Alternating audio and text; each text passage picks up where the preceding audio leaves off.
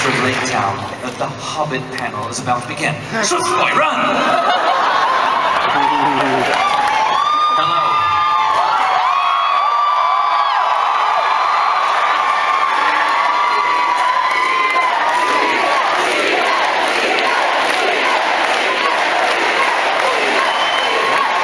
If I could only go back in time and show this to my 13-year-old self. Welcome to today's panel on Hobbit, Battle of Five Armies, and a celebration of Peter Jackson's Middle-earth, The Battle for 6 movies. My name is Stephen Colbert, and if you were anything like me,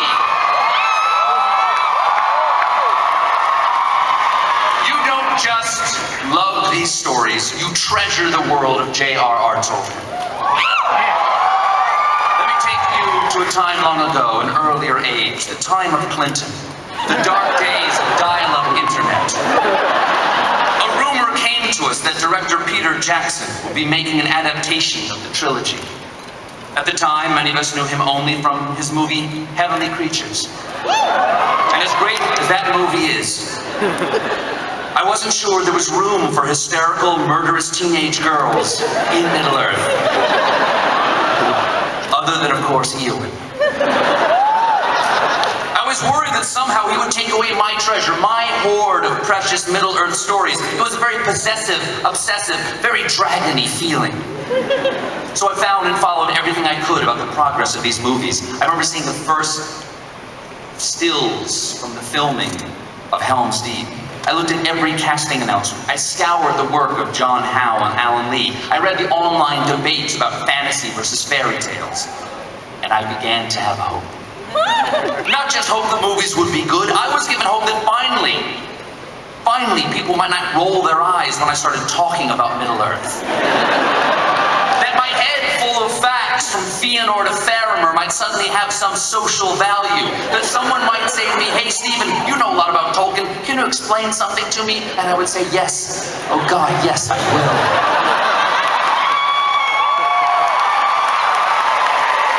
And then the movies broke upon the world, and to steal a line from C.S. Lewis, here were beauties that pierced like swords or burned like cold iron.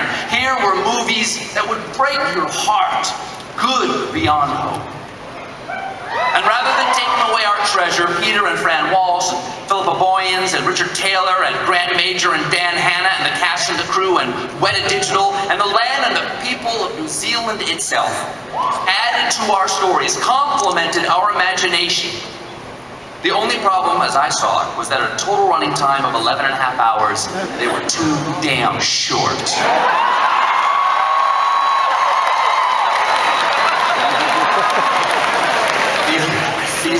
This must be how Orlando Bloom feels. We wanted more! And though we had to wait nearly a decade, our patience was rewarded with the cast and creative team we love and trust, and we were invited back to Hobbit, to Rivendell, across the misty mountains cold, through water, wood, and hill, by reed and willow, to finally come face to face with the beautiful but dangerous silver-tongued villain of The Hobbit, the Laketown Spy. I just hope I fulfilled Professor Tolkien's vision. Before we bring out the panel, we have a few more clips to show you. These are clips from all 5 of the previous released Lord of the Rings and Hobbit movies, many of which have never been seen. Starting with one very powerful scene starring another member of the Laketown Spy Network, whose movie performance, for some reason, Peter Jackson decided to cut. Let's roll it.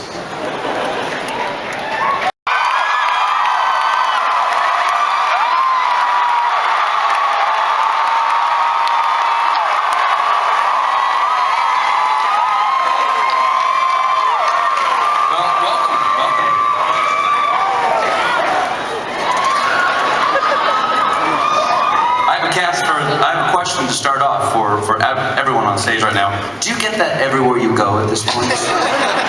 Or just everywhere in San Diego? Peter, how are you? Hey. Yes. I'm very good, thank you, Stephen. Thank you very much for coming. Well, on behalf of myself and everyone here and all the fans around the world over the last, how many years now since the first movie came out? 13? Yeah. Thank you. Something like that, yeah. Thank you very much for making these Thank you. movies. You're very welcome.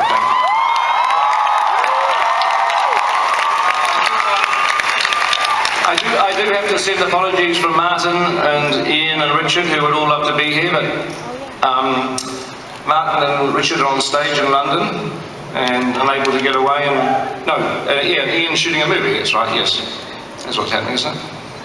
Yes. But they do send their love, and I'm sure you'll see them again sometime. Peter, are you done with the last movie yet? No, we're still working. We're sort of, I mean, the creation of the movie never really stops, and so what we're doing at the moment, I mean, it's editing, but it's a lot more than editing because we've got battle sequences to do and a lot of other, rather intricate things, and so we're doing motion capture for that.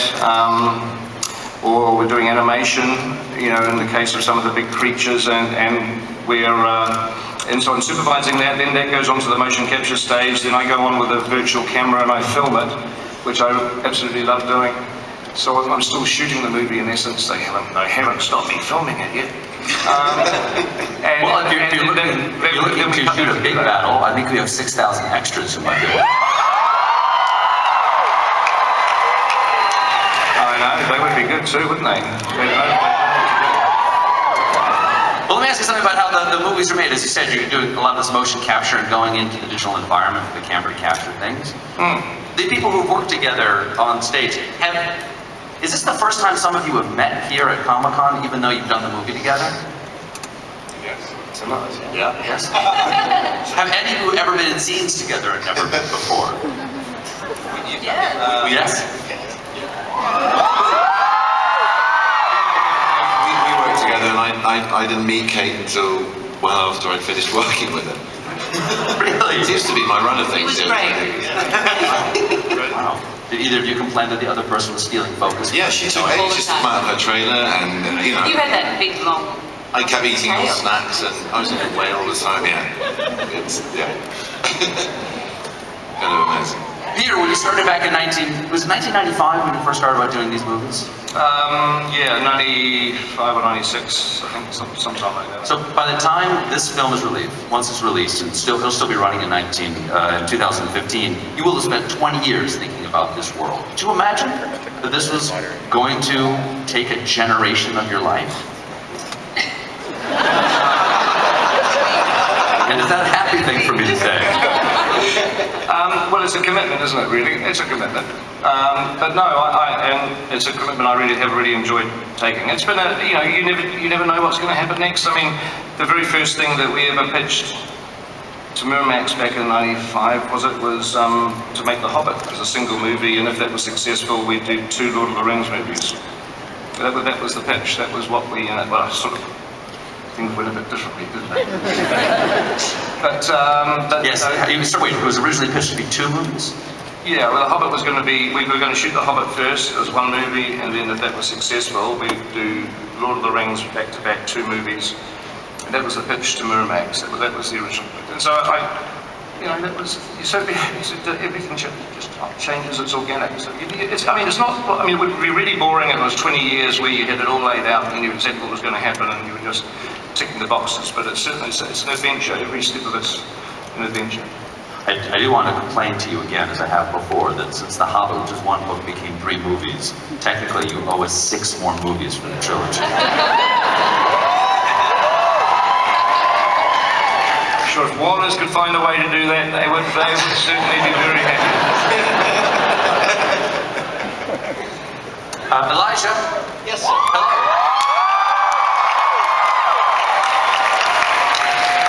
Why don't you're here doing this? This is amazing. It is. I realize that. Why don't you age? And Peter, did you know you were casting the immortal? Maybe I have a painting in my attic that's aging forward.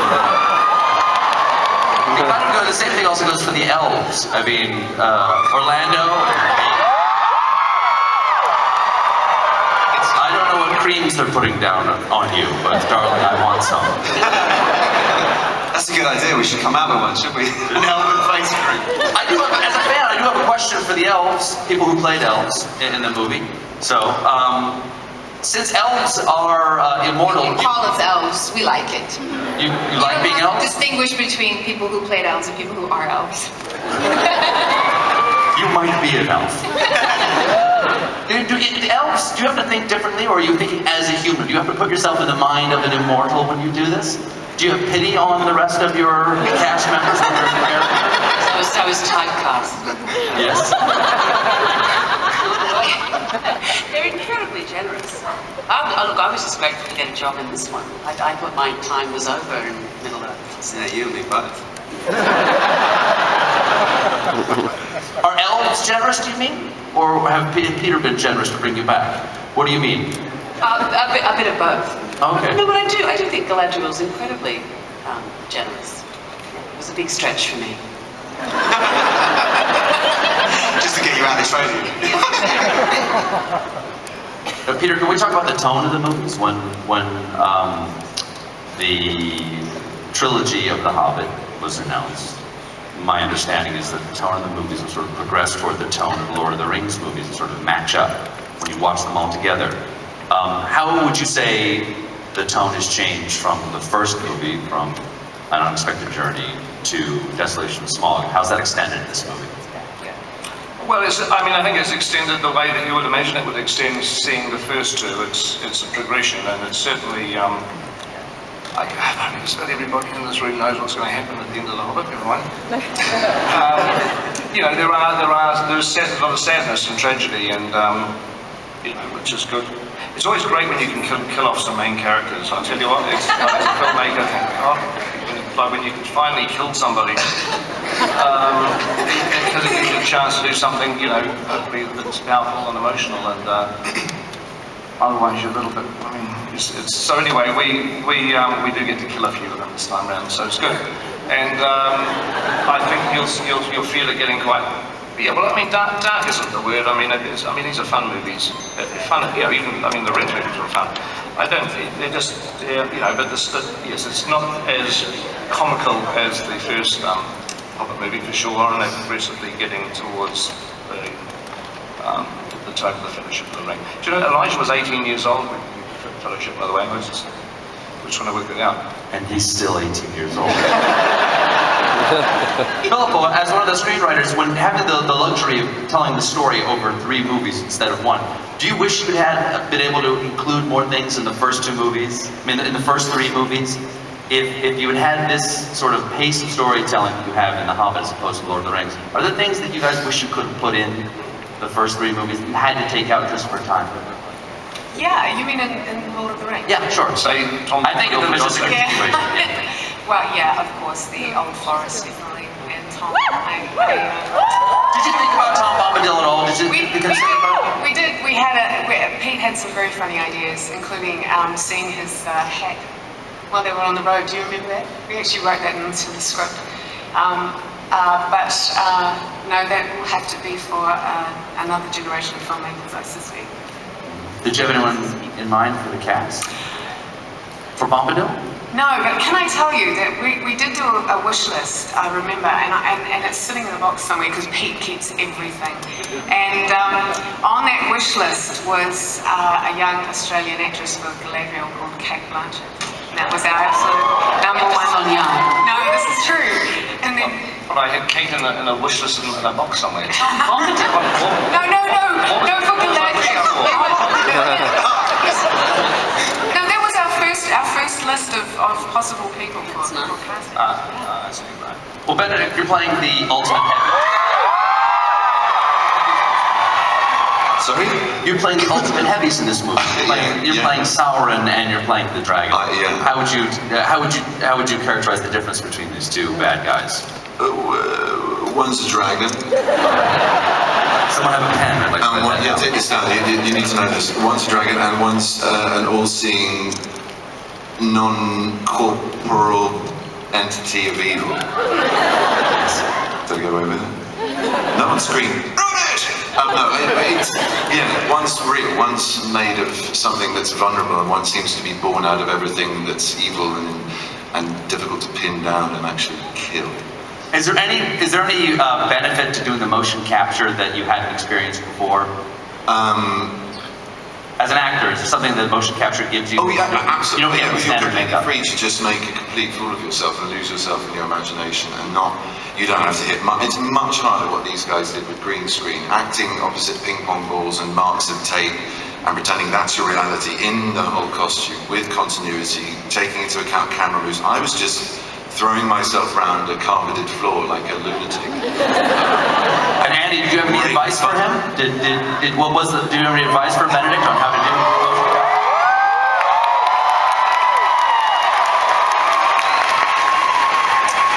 Just to make sure you don't get carpet burns, really. Yeah, put the Velcro in the right place. Exactly, yeah. Benedict, but thank you. They love you, Benedict. And Graham, as Dwalin. Yes. As Dwalin. Do you think that the dwarves get enough credit in this movie for being heroes? Because they're not the most obviously sexy creatures. Well, obviously, to the female dwarves, we're very, very sexy. Are there female dwarves? There are. Well, I've often thought that the entire journey is seeking a female dwarf. And boy, it takes us a long time. But no, it's nice to be the only representative of my race here today. I feel a little outnumbered by my elven compatriots, but yeah, no, it's been an extraordinary experience being a dwarf when you're 6'3". So that alone was 2.5 years I'll never forget. Luke? Can you actually shoot a bow? Did you know how to do that before you took the job? Yes, yeah. Where'd you learn? Were you a Boy Scout? No, I did it in Butlins. No one know what that is. It's a very working class holiday resort, and I went with my family as kids, and that's what we used to do. We used to archery. But no, I mean when I got to New Zealand, I really did it properly and used a very, very big bow that was much bigger than me, and arrows that were very, very large. And yeah, I could probably do it. We did have actually do a day. It's a shame because I think Aidan Turner remembers the day when we were all shooting, because the dwarves used to shoot from the hip and I used to shoot from the face and whatever. And we had to aim at these little action men that they put on the wall, and I did it. I got it. I beat them. Kate, as an elf, we haven't had a chance to see you fight. That's one of the things that the elves do better than anyone else. They're the ninjas of Middle-earth. Are we going to be able to see you fight this time? Do you have a weapon? Well, I actually, in the high school production of The Hobbit, which you did, I actually played the bard. So I was sort of prepared for a bit of fighting. But as an elf, you have to wear, because you're very tall, I'm relatively tall, but not that tall, I had to wear these sort of hugely high sort of disco glam boots. So it's a little bit tricky to even walk. So underneath that gown, you've got disco heels on. You've got disco heels on under the gown. Not very, just for height. We do get to see Galadriel losing it a little bit in this next movie. Good. It's a bit just making, yeah. I lose my shit, is that what you're about to say? Elven shit. I'm sure it sparkles. She doesn't. She gets to kick Sauron's ass a little in this next film, so. Philippa, have you recovered from me smoking you in the Tolkien trivia contest in August of 2010? Have you stopped therapy from me crushing you? No, but it was very touching because your very beautiful wife came up afterwards and said, I think this is the greatest night of his life. Peter challenged me to a trivia contest with Philippa, and I won, and it was. And as I said to you, you don't understand. I'm an athlete who's been training his entire life for a race he never knew was coming. I think it might have been a little closer than you remember though. We could remount the challenge for charity. Do you remember what you won on? What was the winning answer? Do you remember? No, but I do remember when Stephen Fry said, "Well, you've really got the crowd on your side." It was when you asked me who Goldberry was. Oh yeah. Yeah, you actually asked me what Goldberry was, not who Goldberry was. Did I? I think I did. Yeah, so you were just trying to trip me up with the old River Daughter answer. You know what was really funny? Because it was me and Stephen, and we were asking each other questions. So I think nobody else in the room knew whether we were getting them right or wrong. Well, no, that was in the final round. Yeah. Stephen Fry and I designed questions for the two of you to start with, and then you guys ended up just, when it all got a little bit crazy at the end, you guys just started firing really hard ones at each other. And none of us really knew, yeah, that's right. Well, the clincher for me was when you asked me Goldberry and I put my head down on the table and everyone thought I didn't know what the answer was. But I was just trying to think of the first line of the poem. And so I raised my head and said, "Oh, slender as a willow wand, oh, clear as a clear dawn. Fair river daughter, oh, springtime, summertime, spring again after. Oh, winds on the waterfall.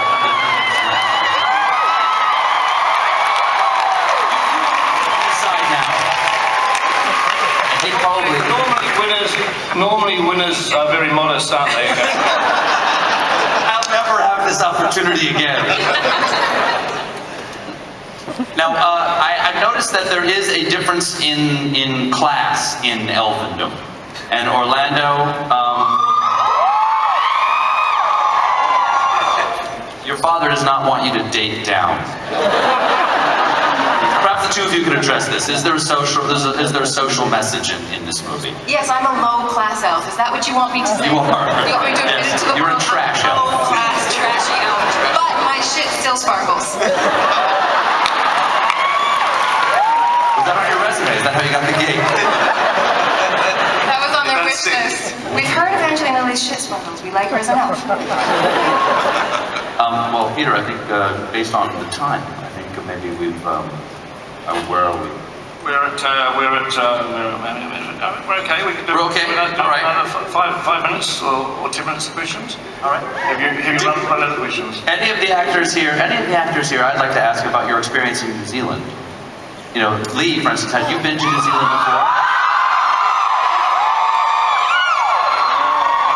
I'd never been before, but I absolutely made the most of it. I love being outside and hiking and stuff, and you can't find a better place for that than New Zealand. Like, awesome hikes. Really, really fun. I had a feeling when we went down there again, Peter invited us down very kindly. My wife and my two boys and I were extras. And we spent 2 weeks down there. I had a strong feeling that I should never leave New Zealand. You know, it was really like, this is where I will be a man. You know what I mean? It really calls to you and says, are you as raw as this mountain is? Could you carve out a life? Plus, no bears. Does anybody have anybody do any adventure travel down there? Because there are a lot of ways to kill yourself not being killed by an animal in New Zealand. Did anybody take advantage of any of this sort of adventure? I went heli. I can say this now because I'm out of contract. But I did got a glacier while I was down there. And you didn't tell anyone? They helicoptered us up to the middle of the Fox Glacier and then left us there for a few hours. Brilliant. And we went through ice caves. Yeah. And then me and Aidan jumped out of an aeroplane as well. It's the sort of country you can do a lot of that jumping. I jumped out of things, jumped off things. Anything I could get thrown out of or off, I would pretty much do. Orlando, did you move down there for any period of time? Like 3 years. After the movie was over, I understood you stayed for a while. I sort of come and gone a bit, but it's funny actually because there was an email exchange between me and Dom and Elijah just 2 days ago talking about getting residency in New Zealand. Dom was like, we really started applying for residency, didn't we? Yeah, Billy thought, yeah. Ollie throws himself off anything and with a bungee on. It's like unbelievable. Did any of you come to the stories of Lord of the Rings and The Hobbit for the first time through the films? And did it make you then go back to the books, or did you say, to hell with it, I'm never going to read them? Yeah. Elijah, did you go back and read the books? I actually haven't. Truth be told, I I know what I'm getting you for Christmas. Listen, I've said this before. Get out of here! I'm okay. Okay. Elijah, do you know how to read? I do. Because you've been in show business since you were a child. I read The Hobbit when I was a child, and it was a big, big book for me.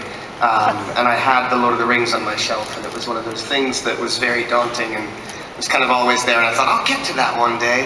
And then these movies came about, and I felt like I was living it and experienced it in such a profoundly deep way that I never really consulted the books.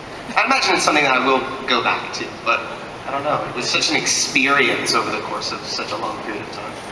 I loved reading Lord of the Rings so much when I was young that when I got about 25 pages to the end of Return of the King, I took my book and I reverently closed it and I said, I will never read those pages because this story must go on. Oh.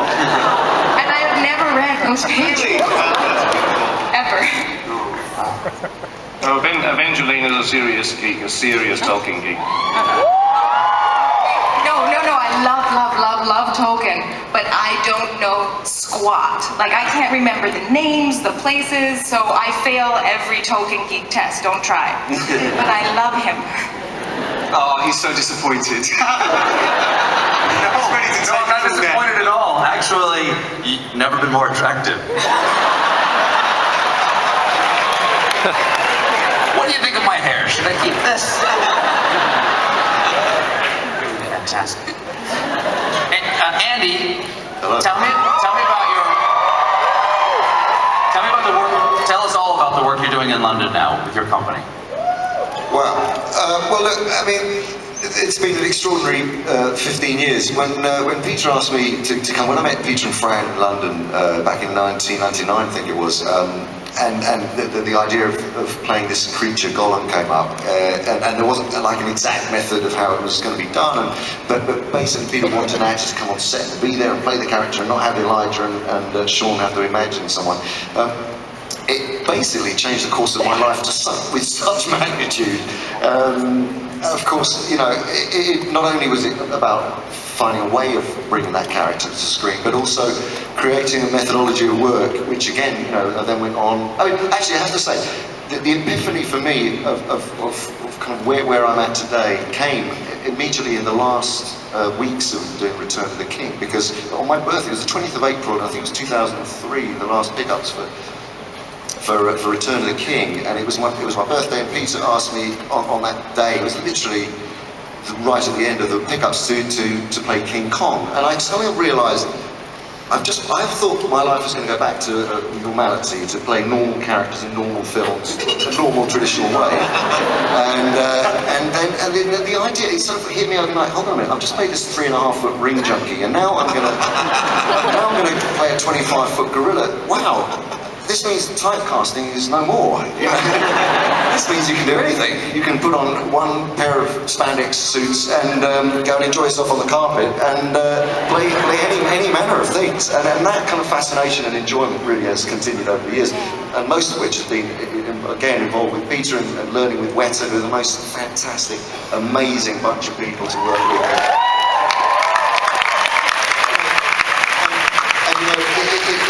It's a sort of knowledge base and a skill set, and which I love and adore, and I do think philosophically as an actor it does break down so many barriers. You can play anything, you know, whatever you are, it doesn't matter. You can play anything.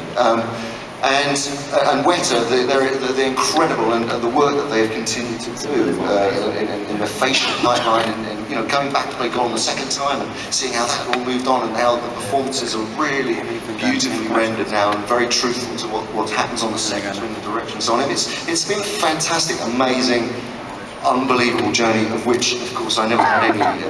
I couldn't foresee coming at all, and it's ended up with being in a position where very, very luckily now I'm trying to bring it to the Northern Hemisphere, because I realise it doesn't actually exist in the Northern Hemisphere. It's particularly in Europe. So we have a place called the Imaginarium, which is sort of, I see as a sort of, you know, Northern Hemisphere touch base for anyone who's happening to be doing OAE from New Zealand who wants to drop by and work there. So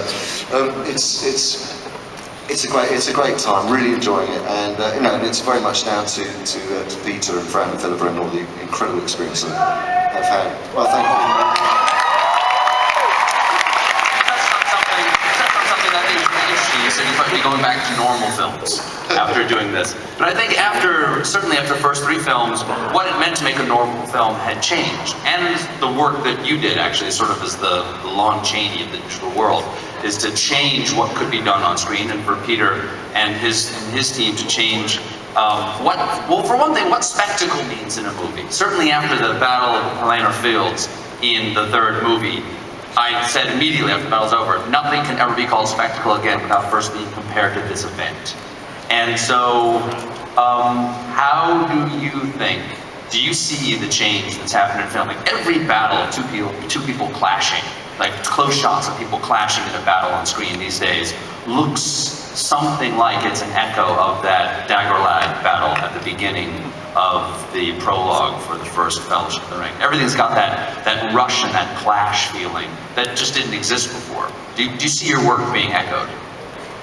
I did a little bit, yeah. I did recognise some about the sort of style in some films that came through in the years following. But I mean, that's amazing. I mean, as a filmmaker, there's no better compliment than to feel that you've influenced the way in which other filmmakers, the tools that they can use and the way that they might want to shoot their movies. So yeah, it's I'm in the middle of doing a battle right now, actually.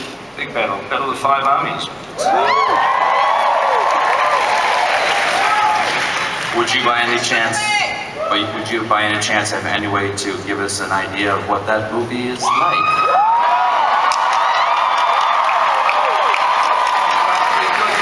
We could screen our teaser trailer if people want to have a look at the teaser trailer. The world's first screening of the Battle of the Five Armies teaser trailer.